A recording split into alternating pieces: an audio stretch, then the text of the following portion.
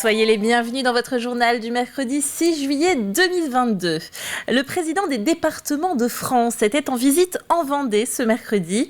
Il y a abordé différents sujets comme la transition énergétique ou la protection de l'enfance. Selon lui, Paris ne peut plus résoudre tous les problèmes de la France, mais les départements ont leur rôle à jouer. Il plaide pour un Conseil national de la décentralisation. Ce département, il est rayonnant, il fait face aux difficultés de notre pays, et aux difficultés parce qu'il a ses propres difficultés. Bien oui, il y a des gens qui souffrent, oui, le coût de l'énergie a augmenté, mais en même temps, ce que nous devons, c'est apporter des réponses. Et j'ai trouvé vraiment Alain très entreprenant, j'ai rencontré aussi son équipe, sur les problèmes aussi de l'eau, qui sont des problèmes de demain, ce département est tout à fait exemplaire. Il montre le chemin finalement pour la France. Il attend de pouvoir réapprovisionner son élevage. Après avoir euthanasié ses poulets pendant la crise de la grippe aviaire, cet éleveur espère reprendre son activité prochainement. Mais ce réapprovisionnement est bien moins simple qu'on ne le croit. Les explications d'Alexia Janet. Donc là on arrive en fait, on est dans la zone publique. Voilà, c'est là que qu'on peut se garer et puis vous voyez les chaînes et les barrières sont installées. Au-delà de ces chaînes, pas question de rentrer sans protection. Ici, tout est désinfecté. Éric Coutan est éleveur de volailles.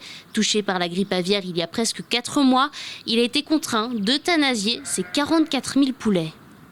On avait des poulets qui avaient 25 jours, donc qui étaient pas très loin de l'âge d'être destiné à l'abattoir. Donc forcément c'est un moment particulier parce que quand on est éleveur pour élever nos animaux, on en prend soin.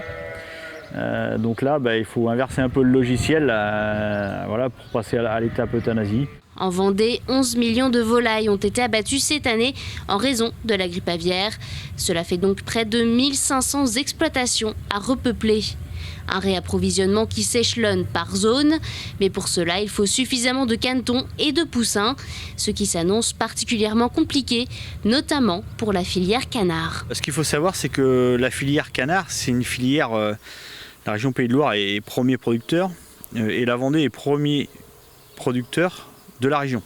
Donc la moitié des canards ils sont chez nous. Et donc le temps de reformer le cheptel reproducteur, ça va demander beaucoup de temps. On n'est pas sûr du tout d'en trouver ailleurs. Et nous, on espère un retour à la normale pour 2023. Quand en 2023, on ne sait pas. En plus de cette problématique, plane toujours la peur de voir ressurgir la maladie. Il y a une crainte que ça se reproduise.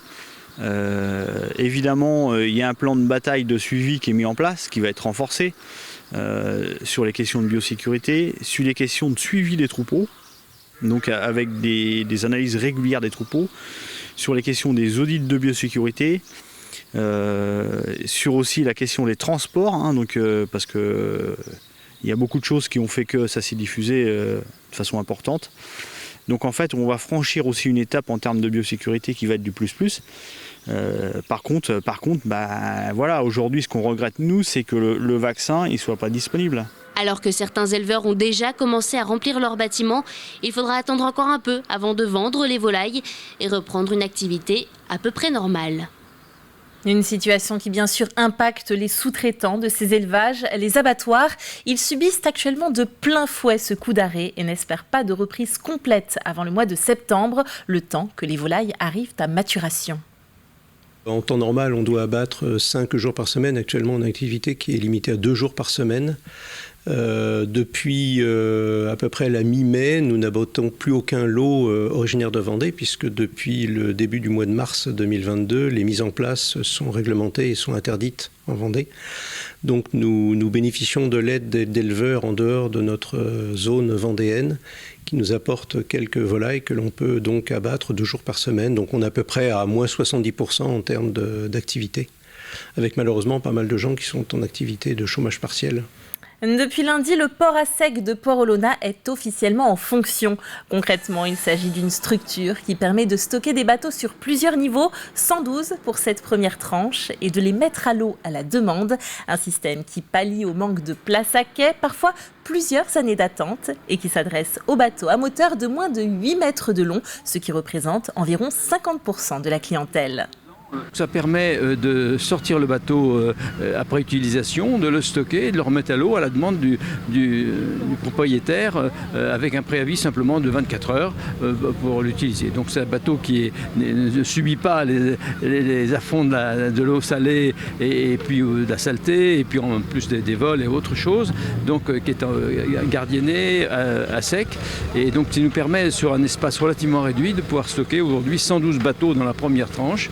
Et donc à partir d'aujourd'hui, les propriétaires de bateaux vont pouvoir l'utiliser. On a environ 60 inscriptions, dont 25 contrats qui ont été signés déjà. Au Sable d'Olonne toujours, on n'a pas dérogé au traditionnel rendez-vous de lancement de saison avec la réunion des acteurs de la sécurité. Nageurs sauveteurs, policiers municipaux et nationaux, pompiers et bientôt CRS et sentinelles.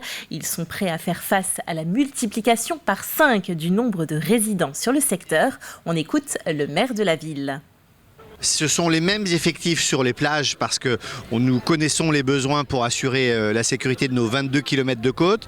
Mais en revanche, il y a des renforts de police municipale avec un nouvel outil qui est un centre de supervision urbain qu'on va présenter la semaine prochaine, c'est-à-dire les caméras de vidéoprotection qui sont centralisées, des effectifs de police municipale supérieure et surtout la grande nouveauté cette année, c'est que les renforts de CRS mobile qu'on demande chaque été sont arrivés plus tôt que d'habitude et dans un nombre supérieur. Et donc normalement, toutes les conditions sont réunies pour que la sécurité soit bien assurée au Sable d'Olonne tout au long de l'été. Prenons des nouvelles à présent des réfugiés ukrainiens. Ils sont 85 à avoir été accueillis par l'association Les Joyeux Petits Souliers. Près de 4 mois après leur arrivée, certains choisissent de repartir, d'autres souhaitent s'installer durablement. Nous avons suivi 2 d'entre eux.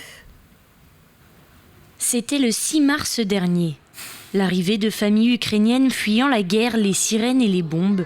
4 mois plus tard, un choix s'impose, rester ou rentrer. 14 familles repartent vendredi. C'est le cas de Martha, professeure d'anglais.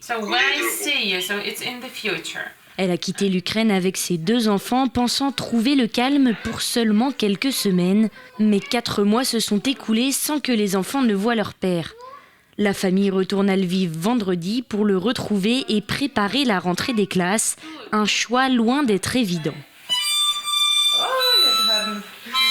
C'est jamais la bonne décision parce qu'il y a toujours les choses qui vont pas bien dans cette décision. Si je reste ici, ça veut dire que nous continuons d'être sans notre famille, sans papa et c'est pas bien. Si je pars en Ukraine, nous allons rejoindre notre famille, mais ça veut dire que c'est trop dangereux pour nous. Alors dans chaque décision, il y a quelque chose qui ne va pas. Alors j'ai 3 sentiments très forts. Je suis contente, je suis triste et je pars. Si Martha a choisi de partir, d'autres, comme Valérie, s'installent pour une plus longue période en Vendée. Grâce au soutien des locaux, il a trouvé du travail dans une entreprise maraîchère. Je suis natif de Kherson et la situation est très compliquée là-bas puisque cette ville a été prise en premier par les occupants russes. Pour l'instant, j'ai très peu d'espoir de retourner dans les prochaines années. J'espère que je pourrai continuer mon travail et que mes enfants pourront continuer leurs études ici en France. Des situations et des décisions différentes, comme pour les 85 Ukrainiens accueillis par l'association des Joyeux Petits Souliers. On a des gens qui viennent de l'Est, qui n'ont plus de maison aujourd'hui, donc qui eux vont plutôt s'inscrire sur le long terme chez nous. On en a qui veulent repartir au mois d'août, on en a qui hésitent encore entre rester et repartir. On en a qui ont trouvé du travail, qui travaillent ici maintenant, qui sont très bien intégrés. Donc je pense que chacun fait ça un peu au jour le jour, en fonction aussi de la région d'Ukraine de laquelle il vient, et en fonction de ses appétences pour rester ou pour repartir. Chaque histoire est unique, mais elles ont un point commun. Plus le conflit s'éternise et plus l'avenir est incertain. Allez, on change complètement de sujet maintenant puisque ce mercredi à Challans démarrent les mercredis de l'été. Chaque semaine à 19h, une programmation familiale, festive et conviviale vous attend. Ce soir, c'est le duo de musiciens Les Pousses Symphoniques et leur spectacle Yellow Sun Machine qui vous attendent. Un concert pour les petits, mais aussi pour les plus grands. On avait vraiment envie de donner le coup d'envoi avec un spectacle jeune public puisqu'on démarre les vacances pour les plus jeunes. Et puis on retrouvera au fil de l'été des concerts, donc des temps un peu plus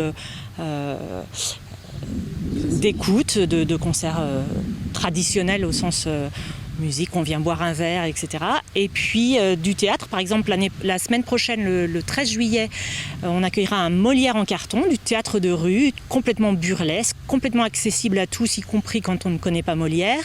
C'est vraiment l'occasion de découvrir, puisqu'on fête en 2022 le 400e anniversaire de sa naissance. Alors, il n'y avait pas de temps de festival de rue animé par la ville comme cela.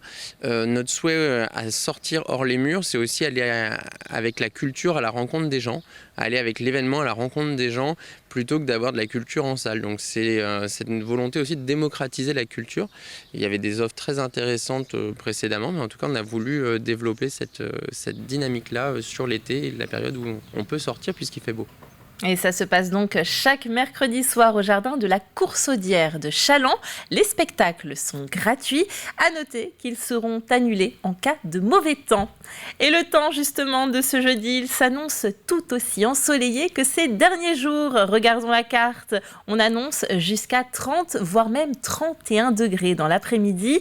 Un petit peu moins le long des côtes, puisque l'on pourrait avoir 21 degrés, notamment sur Noirmoutier. Le vent restera bien présent, avec une moyenne de 40 km/h.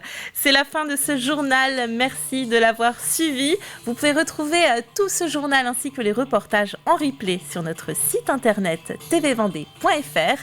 Retour de l'actualité à partir de 7h30 avec Caroline Tronche.